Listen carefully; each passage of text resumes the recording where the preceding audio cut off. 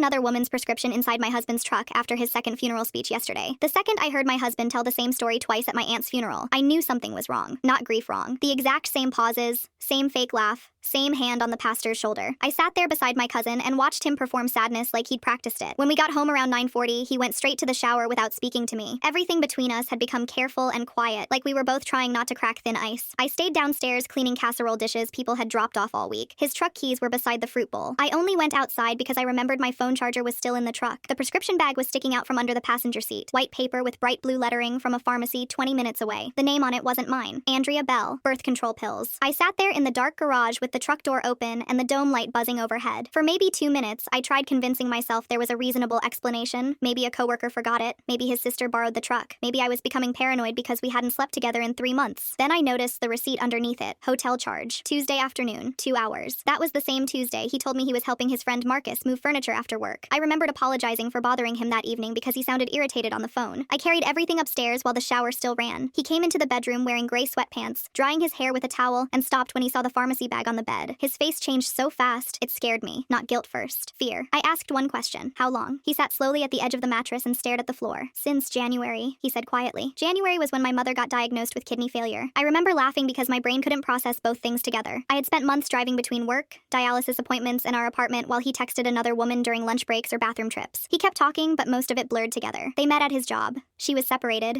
It wasn't supposed to get serious. He still loved me. That sentence made me feel sick. I asked if she knew about me. He nodded. That somehow hurt worse. I slept in the guest room that night with my jeans still on. Around 3 a.m., I heard him crying downstairs. Real crying this time, not the polished funeral version. I stared at the ceiling and hated myself because part of me still wanted to comfort him. The next morning, he made coffee the way I liked it. 2 sugars, little splash of oat milk. Like muscle memory could undo betrayal. I went to work anyway. Around lunch, my younger sister called because my husband had phoned her crying, saying he'd made a terrible mistake. She asked if I was safe. I said yes, then locked myself inside a bathroom stall and cried so hard my throat burned. For the next 2 weeks, he followed me around the apartment like a ghost, cleaning dishes before I touched them, folding laundry, asking if I'd eaten. I could barely stand looking at him because he was acting more like my husband after cheating than he had during the last year of our marriage. One night, I finally asked the question I'd been avoiding. Did you ever plan on telling me? He took too long answering. That was it for me. Not the affair itself. Not even the hotel receipt. It was realizing I would have lived beside him for years while he quietly managed 2 versions of his life and let me believe I was loved honestly. I moved into my cousin's apartment 3 days later. We still text sometimes about bills and paperwork. Last week, he asked if I wanted the ceramic mug I always used in the mornings. I stared at the message before replying yes. When he dropped it off, neither of us mentioned the marriage ending. He stood awkwardly by the doorway while I held the mug against my chest.